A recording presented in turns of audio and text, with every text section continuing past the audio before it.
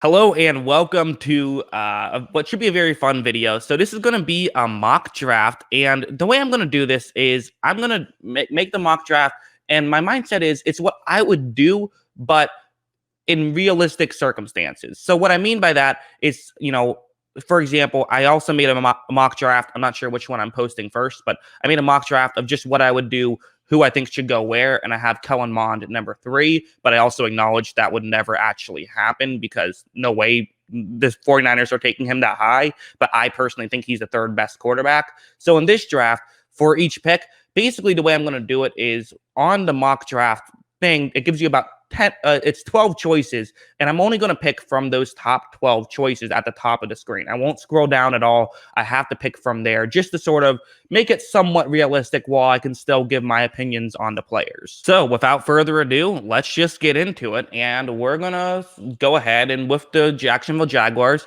again, so basically you see how it works. I get I can pick any of these 12 guys. I'm going to start off with Zach Wilson, and then I'm going to go Trevor Lawrence for the Jets.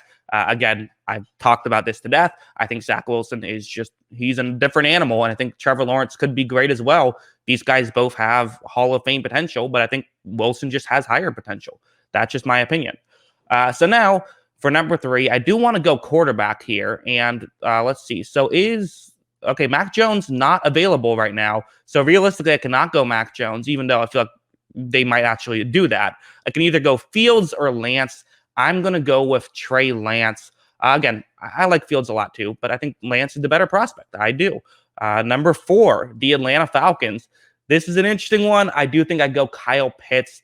It's what I did in my draft where I was doing it with no restrictions. I think he's just the best pure player. Number 5, the Cincinnati Bengals. They go Sewell. I think that the idea of them getting a wide receiver over a generational tackle when they need offensive line help is silly. And then for number 6, I'm going to go Micah Parsons. I really just think that Parsons in that system would be such a good fit where they love the blitz. They can have him blitz 12 times. They can have him not really have to worry about coverage as much and just sort of roam around, which I think would be a perfect fit for him. And you could really let him do what he's great at. Number 7, the Detroit Lions. Couple of ways they could go. They could go with Mac Jones. They could go with Justin Fields. I'm trying to remember what I did when I made my last draft. Now I just made it 2 minutes ago, and now I completely forget who I ended up getting. Well, hey, if I do something different, then so be it. I think I ended up going with someone off the board actually, so that's why I'm confused, or I'm just being an idiot. One of the two. I don't know. Well, there's several ways they could go, and I think I'm just gonna go quarterback because I literally don't remember. Oh no, I went with Jalen Phillips. That's right. Jalen Phillips. Now I remember. Finally found it right before I hit quarterback. Yeah, I think Phillips is the best pure edge guy in the class. I think he's the best player still available. He, to me, I feel like he could be an elite edge talent, and I haven't heard a single person complain about anything that you see on film. Okay, so I'm not entirely sure. There's a chance that literally everything's been the same for you guys. My whole internet went out, and I had to get that fixed because I actually recorded this using a website. So if things have been going crazy for me, I'm not exactly sure where I left off, but I know that I just drafted Jalen Phillips. I hope you guys got all of that.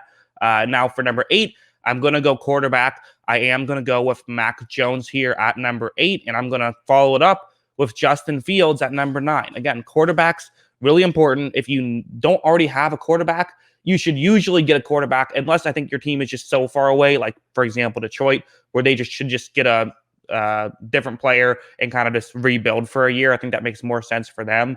But teams like Carolina and like Denver, I think that they could use these sort of second-tier quarterbacks, in my opinion, and that could actually make a big difference. So, yeah, I have that. I think that just makes sense to me.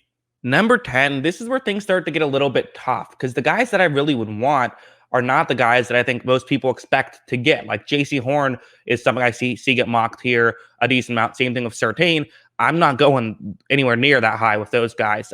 So instead, I think I'll go Kwity Paye here. I just think that they could use defense. He, to me, is one of the best players available. I could have gone with Jock as well, but I just think that they don't really need a linebacker as much as, again, it's tough. There's no real perfect scheme fit, and the guys I would go with are guys who are just not in this top 12, which is kind of what makes this a little bit interesting. For the Giants, this is another interesting one. I think the Giants, there is several ways they could go here. I do think they could go offensive line. I do think that that's definitely an option. In fact, that's what I'm going to do. I'm going to go with Rashawn Slater, I believe, is probably the highest guy I have on my board. Darisaw. Darisaw is still available. Oh, yeah, I'd go with Darisaw instead. I like Slater a lot too, though. But yeah, I think Darisaw there just makes a lot of sense.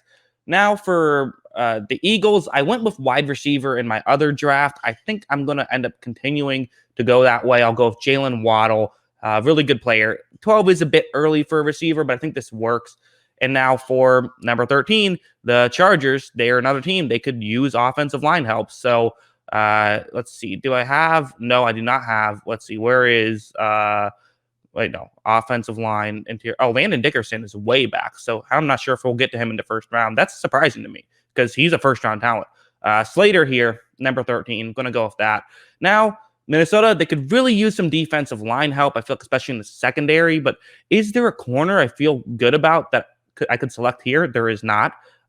Or safety. Don't feel good about any of these guys. So this is tough, man. I don't love. I don't know if they need an edge guy. Maybe they could use one, but even I'm not crazy about Aziz, so I don't know about that. Could go Jock here, just sort of talent wise. Man, this is interesting. You know what I think I'm gonna do? I think I am gonna go. I want to go offensive line here. The issue is just it feels like a reach getting some of these offensive linemen. It just does. That's really where I'm struggling here. I think I'm going to have to reach here. I think I am going to go Tevin Jenkins. It is a reach. It is, but that's what I'm going to do. Number 15, the New England Patriots right now. Well, this is interesting also. So they could use a wide receiver, and you still have Jamar Chase. You have Devonta Smith on the board. I like both those guys. So that's probably the move right here, even though it's not necessarily their biggest need. It's not their smallest need. Or do you go Jock? Ooh, you might do that. Yeah, I think you do that. That fitting him in that defense, that's a great fit. Best player, and they don't need a wide receiver. I just think they could use a number one guy. So yeah, I'm a big fan of that. Now for corners, or excuse me, for the Cardinals, you could go corner. Typically, you go corner here. But again, I just don't know if I love Surtain, Horn, or Newsome here. I don't hate Newsome, but to me, he is a prototypical zone corner. I think that it's tough. I want to go down and select, like Caleb Farley, but he's so far down. This is the issue of hating like a dozen players in the first round, is making a draft like this is difficult. But that's kind of why I wanted to do it. They say like, oh, you don't need wide receiver according to Mock Draft Machine. I think they could use a wide receiver. And again, best player available. I don't think it's an awful move to get Devonta Smith here. I really don't. Get a great number 2 to pair with Hopkins. To me, I like that. I also totally just realized Jamar Chase is still on the board. In fairness, I would not have selected Chase at any point before Smith. I just would have probably had him there. So, we'll just in our minds replace Devonta Smith with Jamar Chase. I would have rather had him go there. I don't think you can go back in this thing. So that's the one problem with the otherwise perfect mock draft machine, is that it's not stupid proof, unfortunately, for me. I'm going to go Xavier Collins here. I think that he is probably the best player that could help out the Raiders. They could use a linebacker, even though they spent so much assets trying to get linebacker. Barmore would have been really good too. So one of those two guys, but I'll go with Collins here. Barmore maybe would have been a better selection, but whatever. We're just going to keep going with it here. Now for Miami, I do think that they go. Do they go wide receiver? Probably, because they could definitely use a wide receiver. Yeah, you're going to go. Remember, this is Devonta Smith. Jamar Chase ends up going to the Cardinals, and then Smith goes to the Dolphins. That's what I'm going to go with there. Now we have, I like this. So you can get Jamon Davis here, or you can get Barmore, but I think I'd rather have Jamon Davis. I think they could use a linebacker more. So there you go. We're starting to get some talent here as this thing goes a little bit lower. Again, you're going to see a lot of these guys at the top maybe not get selected. I'm not huge fans of a lot of these guys. I mean, 3 running backs supposed to go in the first round. That seems very high, especially with some, 25 for Harris. That's not awful, I guess. That's not awful. It's just that the other guys are what pushes them back. So, yeah. So for the Chicago Bears, they could use some offensive help. Do you go with like an Elijah Vera Tucker here? It does feel like a reach, but again, given the 12 guys I have to pick from, I think that there is some real value there, either him or Rashad Bateman. So that's kind of the interesting thing here. Or if you want to go defense, but they don't need defensive help, I think I go Bateman. again, get a good wide receiver. They're probably going to lose talent in the receiving core. So I think that's what I do. You could go with, you could go with Vera Tucker as well if you want to. Neither one I feel great about, but I don't feel horrible about either of them. And hey, for offensive for the Indianapolis Colts, they might want to go offensive line here, or they could go corner. I think they go corner with J.C. Horn, just simply because they have that two safety deep scheme that I think would really allow him to be as good as possible. So I think I'd go corner there. So that's what I like about that. Number 22, another team that needs corner, but they do not have the scheme that I think Surtain would be good in. They could use edge. They definitely could use edge with Jason Oweh, but I'm just not that crazy about Jason Oweh. So that's the issue. What else could they? I mean, basically everything not everything on defense, but there's a good amount on defense. They could. I'm also not crazy about Aziz. And what else do they have? You could go Barmore. I think that's what I'm going to do. I think I'm going to go Barmore here. They have Simmons, who I think is a really good interior defensive lineman. They got Bud Dupree, who could really help out. They needed to work under defensive line. It was not good last year. So improving that, getting Barmore here, that makes sense. Hopefully it works better than their first round pick last year, Isaiah Wilson, who completely flamed out immediately. So number 23 now, we have the Jets. And look at that. Caleb Farley breaking in. Big win for the Jets. They're able to get Farley here, which is huge for them. And hey, Eric Stokes at number 35, which that's probably going to be where I'm going to go there because he's high on my list as well. And again, I just don't know if I like any of these other guys that are currently ahead of him that much. Maybe Vera Tucker, but I think I'm going to go Stokes. I think I'm going to go Vera Tucker. I think they could use some offensive line help. He could maybe play tackle for them. I think I like that better. So I think I'm going to go Vera Tucker here. And now for 25, okay, couple interesting guys, couple guys I like now. Stokes and Landon Dickerson are two guys I like who have now broken the top 12, which means I can draft them. And for Jacksonville, this actually makes this pretty easy. They don't really need a center. They could use defensive help just in general, even though I think that they have a couple corners who could do well. Let's just keep going, keep building onto it. Let's get Stokes and see how well that works.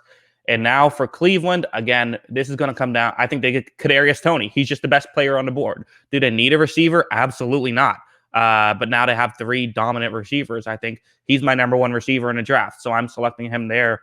And now for Baltimore, well, they could use a center. Yeah, let's keep it going. Let's go with Landon Dickerson right here. I think that he's someone that, again, they just need a center who isn't going to throw it 10 feet over Lamar Jackson's head every single play. So 28, I'll go Terrence Marshall. I'm basically just picking a lot of the guys down here because, I'm not crazy about a lot of these top guys. So yeah, Terrence Marshall, he's a really good number 2 receiver. He could be a number 1 receiver, but putting him number 2, Michael Thomas can be 1. That just makes their team really good. Now for Green Bay, everyone is going to want them to draft a wide receiver, but I'm not sure if there's a wide receiver on the board. Elijah Moore, I think it's fine. I think this would be too big of a stretch, big of a reach probably, but it depends because who else do you really see on here that's going to be better? I mean, they could go corner, like you could get Surtain, which I don't think would work in that system. I don't think he's fast enough. So that's an issue. Newsome, again, I think he's a zone corner. I don't think that works in that system. So if you want to get a corner, fine. But do you really want to get one of these two corners? I just don't know. I guess given the board, I'm going to go with Surtain right here for Green Bay, which again, the speed is a real issue for me. Speed kills. It really does. You need to be fast to be a good defensive back in the NFL. There's no better predictor than how fast of a 40-yard dash do you run. There really isn't. So that's a real issue. But at the same time, he does everything else so good that it's like, if you can just sort of find a way to kind of hide the speed a little, which doesn't really happen with corners, but if he's the first guy or not the first guy, there's been a few exceptions. You're chasing an exception here, but maybe take a flyer on him. It's probably better to do that than it would be to just go ahead and, I think draft someone else who probably is going to end up just being okay. Might as well take a flyer on someone who could be really good and could help you a lot. Number 30, I am going to go with Najee Harris right here. Again, you're trying to win a Super Bowl this year, so do what you can to win a Super Bowl. And I feel the same thing with like 31 for the Chiefs. I'm going to go Raduns here just because they need a tackle, and that's how they could help them win the Super Bowl. And same thing with Tampa Bay. I'm going to go Travis Etienne just because that's how they could potentially win the Super Bowl would be to go out and to draft a just a player who could help them. And I feel like ETN, he would be a starter. Any other person they draft, probably not going to be a starter, is instead going to be depth. So might as well get the guy who could be a starter. So yeah, that's what I have for this interesting mock draft. This is a unique one.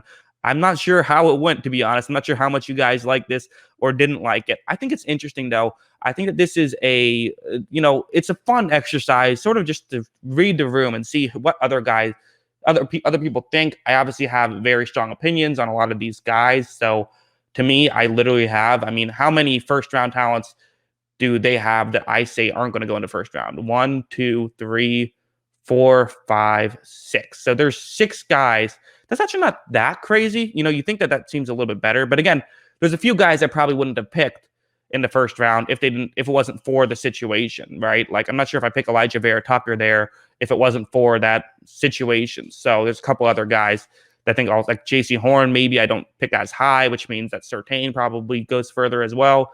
So yeah, there's quite a few guys actually that only were really on the list because of the situation. So yeah, I don't know, kind of an interesting thing. Figured I'd give it a try, see what you guys think. I do think my other mock draft was better, the one where I just pick who I think is the better player. That's more interesting to me, but maybe you guys enjoyed this too. I hope you guys enjoyed this video. And of course, as always, thanks for watching.